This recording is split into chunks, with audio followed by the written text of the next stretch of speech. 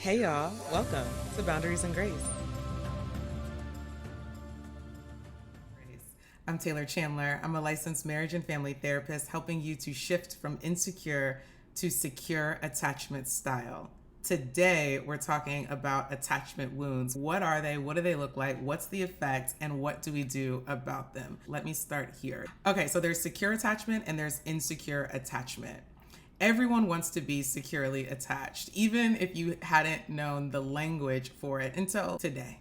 Okay, how do I know that? Because people want to be more relaxed than they want to be stressed. People want their relationships to be more calm than chaotic. When you're insecurely attached, you are anxious or withdrawn or vacillating between the two. You're unsure of yourself and others, especially in terms of close, intimate relationships. How is it that we have so many people who are insecurely attached? We'll focus on one aspect of that today, and that's the wounding that happens in our relationships when we're children, like with parents, attachment bases, friends along the way, and then ultimately romantic partners in adulthood.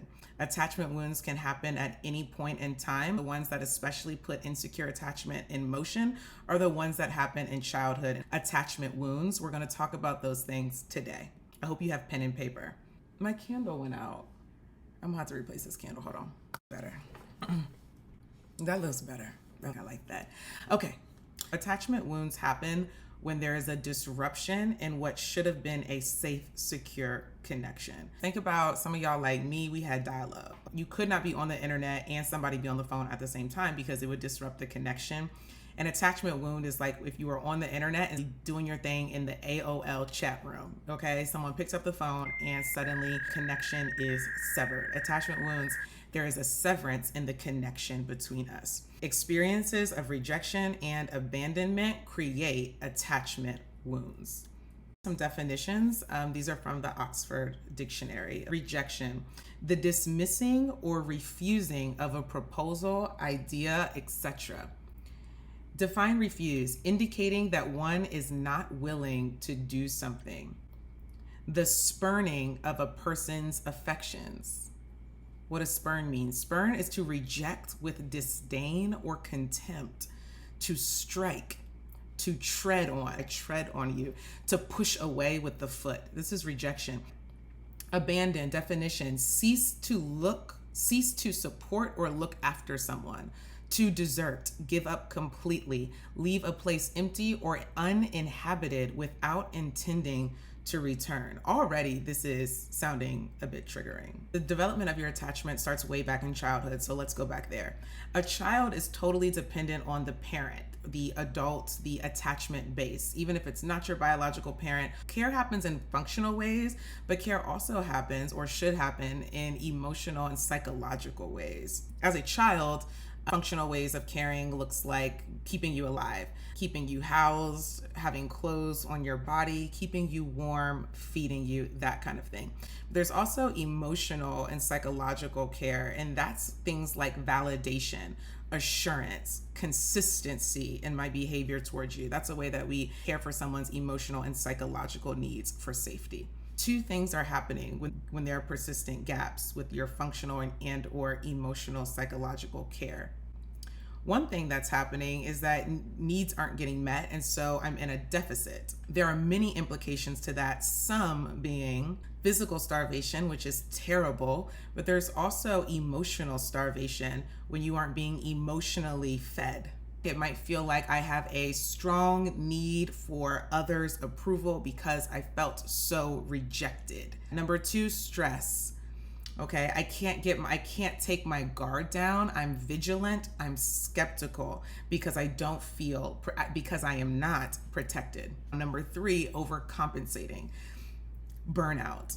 I have to do more than is developmentally appropriate. I'm talking about children, right? I have to do more than is developmentally appropriate. Or rely on people that I don't actually trust. But I have no other choice but to rely on you. It's like if that's the best I can get, the child has to find some sort of base. Calling someone a base or an environment a base doesn't necessarily mean it was a good place to be, but it does mean that it's where I consistently find some sort of comfort and belonging. someone's emotional, psychological, or physical needs are not being met where they should have been met, which is definitely in the actual home with the people who birthed you. When those things are not being met, I have to find that somewhere else, even when that environment is not conducive to healthy living. The second and last thing that I'm going to highlight when it comes to persistent gaps in care, the second big consequence of this is internalization. Which essentially means that I'm taking your behavior towards me and I make it to mean something about me. Children are especially susceptible to this because they really don't have anything else to attribute your behavior to other than their own self. A little bit more about internalization. So I take your behavior and I make it mean something about me. I develop beliefs about who I am based on how you treat me. When I experience you as rejecting or abandoning, I can develop beliefs like I'm not worth your time or attention. I can't trust people. I'm here in the world alone. I'm by myself, things like that. The beliefs that come out of those experiences are especially detrimental and have long lasting and long reaching effects in your life. These ideas become woven into your personality profile, your self-concept, who I think that I am, which then comes out in my behaviors, my decisions, thoughts, and feelings. How I feel about me is the greatest indicator of why I do what I do and how I do it. Let's talk specifically about what rejection and abandonment looks like, because rejection and abandonment, I think about those like categories of experiences, but then there are all of these ways that we reject and can be rejected, that we abandon and can be abandoned. First, we'll highlight rejection and abandonment between parent and child, and then we'll talk about what that looks like between adults. These are some ways that this shows up between parent and child. Not showing up, being unavailable physically and or emotionally. Oftentimes that's due to things like emotional maturity. It can be a mood disorder that prevents someone from showing up, something like depression, incarceration, substance abuse, having children out of wedlock. Like there's a whole lot right there. When there isn't equal opportunity, I think that's a really triggering thing. But when there isn't equal opportunity for that child to experience the full presence of one or both parents, that can lead to a rejection and abandonment wounds. Not being at your games or school performances. They don't show up to the parent-teacher meetings, not picking you up from school, not knowing if someone's going to show up when they said that they would. It might look like explicitly minimizing your thoughts or feelings. That sounds like children should be seen and not heard. Might have sounded like I'll give you something to cry about. Big girls or big boys don't cry. And not just verbally saying it, but having the emotional experience of not mattering.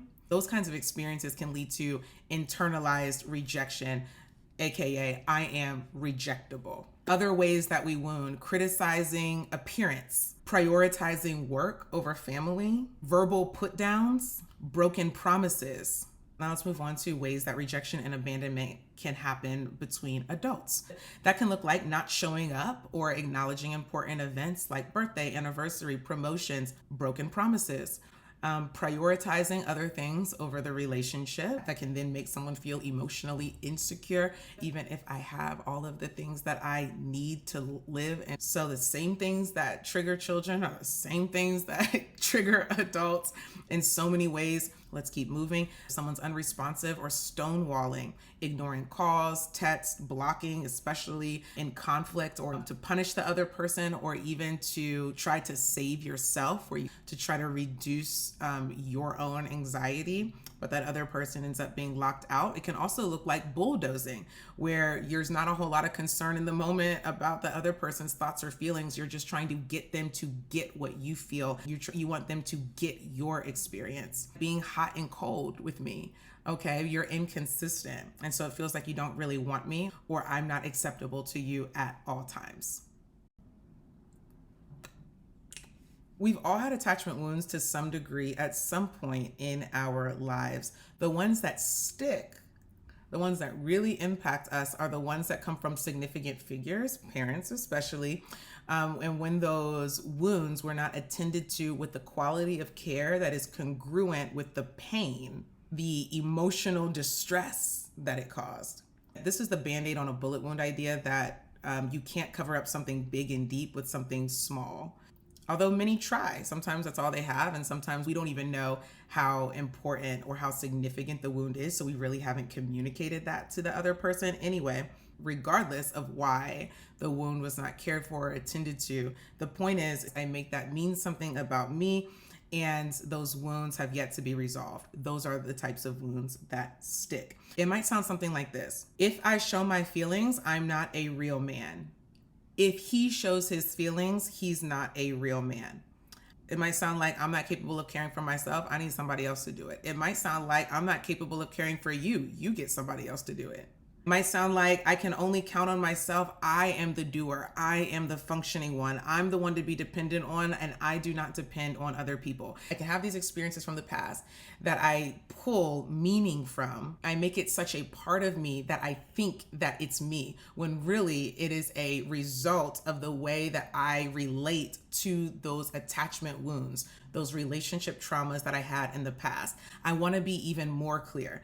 Let's use this one. I'm the one to be dependent on, and I do not depend, and I cannot depend on anyone else. Let's say that you are an adult that has that concept of yourself and other people, that you are the one that's got to keep it all together, and other people aren't as able as you. You're the glue. That is something that I believe about me to the point where I think that it's a part of my personality, when really that's a result of the experience of not being able to count on someone else consistently to care for me, to show up for me, to be there for me, especially as a child when I could not do it on my own, or it was not developmentally appropriate for me to do it. When these types of issues are not resolved, we run into projection. Projections harm our relationships because you're essentially making someone in the present, in the now, responsible for experiences that they were not actually a part of. Let me give you an example.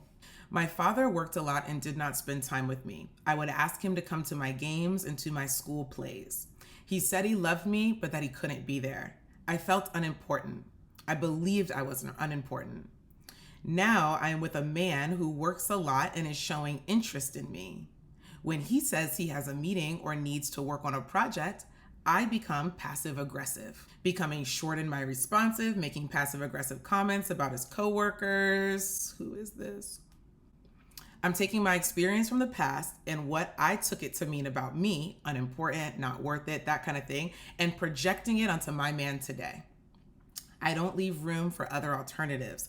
I think I already know how the story ends. I'm going to end up begging for attention, and he's going to end up rejecting me. But before we do the work, before we really start to unlayer these wounds from our past and how it's playing out in the present, we're not thinking about all that stuff consciously. We're just acting it out. Let me just highlight one line here. When he says he has a meeting or needs to work on a project, I become passive aggressive. The key projection moment. So I had my past, dad didn't show up to my games or school plays. I took it to mean something about me, right? Internalization, your behavior, your decision now means something about me. I internalized it because I haven't done anything with it. I've developed this belief about work, about my value in relationships, about men, how they value relationships, or if they care about my feelings or not, right? I can develop all of these ideas. And the projection piece is that I treat you as if the ideas that I have in mind that are dysfunctional and negative, and I treat you as if it's true, as if it's the only reality that's available to me. Hence, I come to this conclusion: I'm going to end up begging for attention, and he's going to reject me just like dad. Again, this is just one example. We could come up with so many, but let's keep going with this one. So is it possible that you're with another workaholic like your dad? It's possible. It's also possible that the person that you're dating now had a life before you, and maybe he hasn't integrated you in the way that he would if you all were in a serious relationship. It's also possible that he just does not know your needs, and he does have more capacity for meeting those needs than you think that he does. It's also possible that you're jumping to conclusions and catastrophizing a situation before you really communicated your thoughts and feelings effectively. So we have a bit of a pickle. I know how this works. You don't want to get played. You don't want to miss red flags. And at the same time, though, you're realizing at the same time you want to be able to have grace and you want to be willing to compromise with your partner. There are real questions that people struggle with here.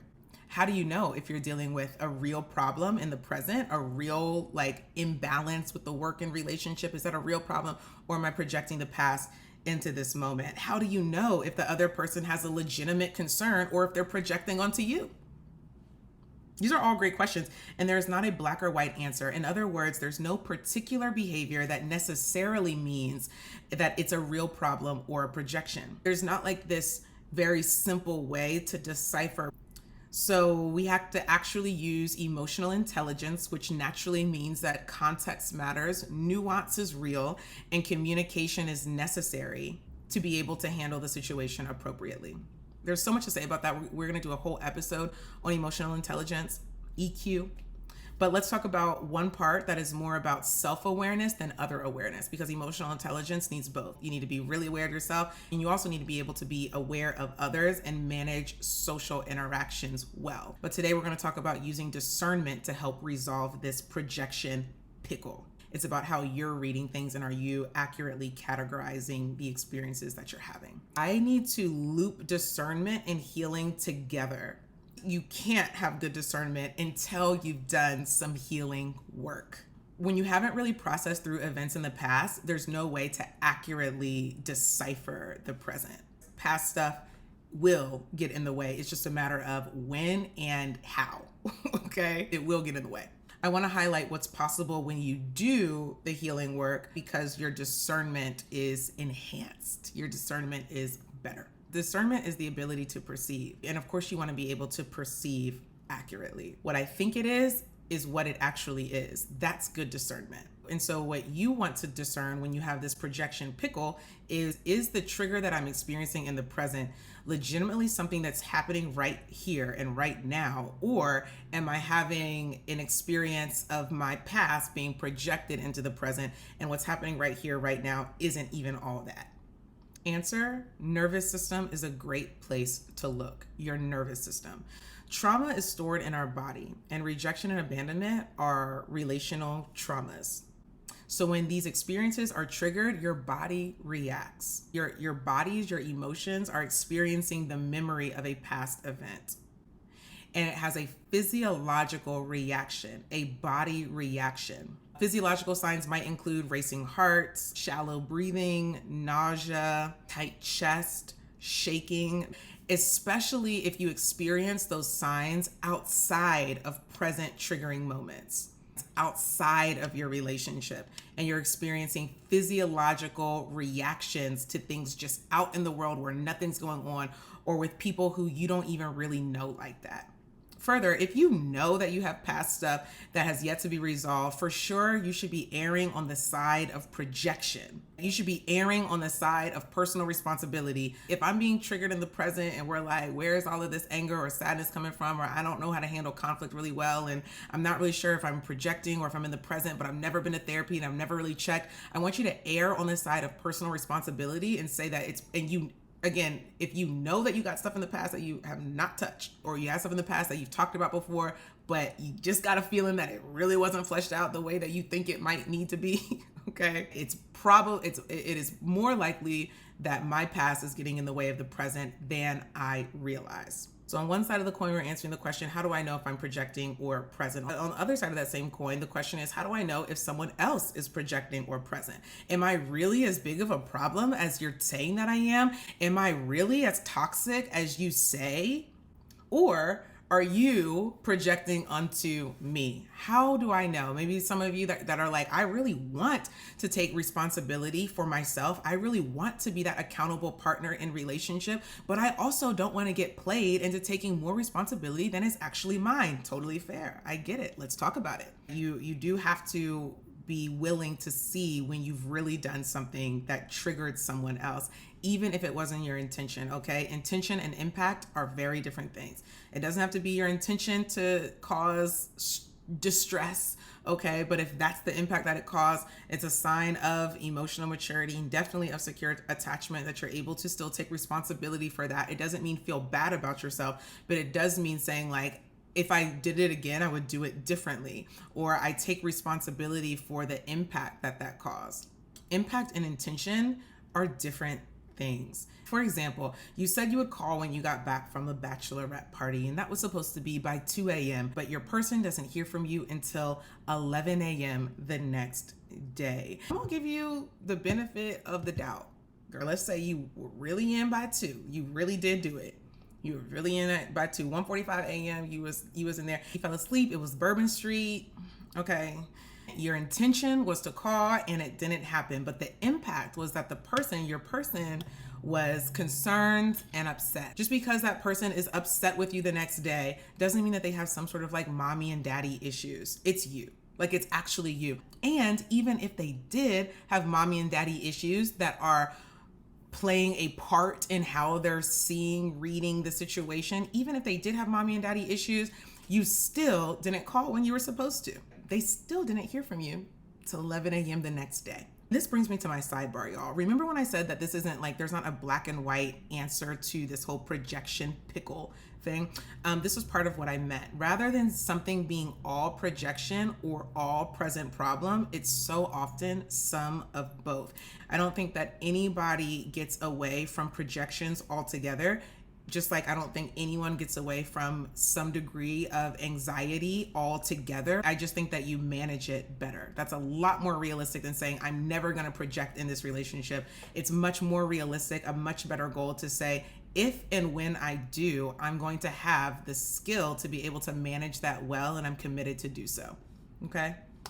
Sometimes something's not so obvious as you obviously didn't call me back when you said that you would while you were on your girls trip, okay? If and when that happens and you're in that position of someone having a triggered response towards you and you really can't put your finger on where it's coming from, what can you do real quickly, I can ask questions about specificity so that I can better locate my offense. Sometimes when a person is triggered in the present, they're just giving you emotion, not being specific about what has caused them to feel that way. Now, I absolutely believe that people should be striving to be able to communicate effectively in those moments. It just doesn't always happen. So let's just be real.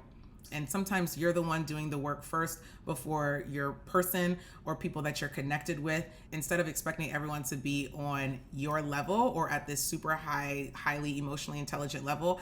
I think it's also helpful to help people understand how to deal with the majority population, okay, which isn't that emotionally intelligent as a whole.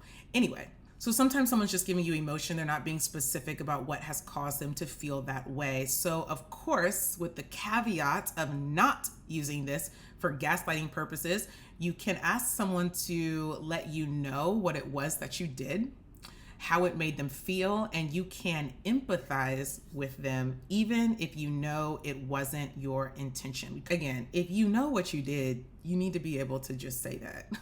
Don't run somebody all around the block talking about, could you be more specific, when you know you didn't call back when you were supposed to call back. Like, that's just, don't do that. Don't do that. Validating someone's experience of you is often more important to that person than you just agreeing with everything that they say. Someone really, more often than not, wants to know that you feel them, like you can understand where they're coming from, rather than you necessarily feeling exactly what they feel or seeing it exactly the way that they see it. Now, if someone does require you to literally see and experience the same moment the same way that they do, that can be a sign of their own emotional immaturity. Not always, but sometimes. You might be catching on that there are a lot of things to consider when it comes to relationships. And so the best thing that you can do, of course, is to set yourself up for success by actually managing the wounds that you have and being able to effectively resolve the past and handle your projections so that you're relating better in the present. In order to manage attachment wounds better, you need to, number one, develop emotional maturity. And how do you do that? You have to go through the process, a process that you can engage in therapy. Emotional maturity and secure attachment is not developed through podcasts or books. I don't care how well I explain anything. This is not the process of fixing these issues. This is information that helps to highlight what the problems are and what to do about them and how it's affecting you and other people, but it's not that process of fixing it. And so you've got to get into the process, and that process is therapy. We develop emotional maturity and secure attachment through actual experiences of increasing our self-awareness, other awareness, social awareness, and managing all of that better at the same time in real time. And that process requires real-time work. So whether you're working with me or someone else, I hope you find someone that you can trust and who understands attachment so they can help you with this process. I tell my clients that this is not a blind process that they're entering into. I have a 12-week program. You should fully expect to not only have a grasp on your attachment, but to see real tangible results and productivity in your relationships, better relationships, more affection, more expression, more confidence. You should have real results, and you will if you're working with me. There's a link in the description where you can fill out a one-on-one form, and then I will reach out to you. If you think I have what you need, we'll get you started. I'm excited for you. And I need your help to get the word out. Please share this video, like the video, comment, press the subscribe button if you haven't already. You know all of the things. Thanks y'all for listening. I will see you next week. Bye.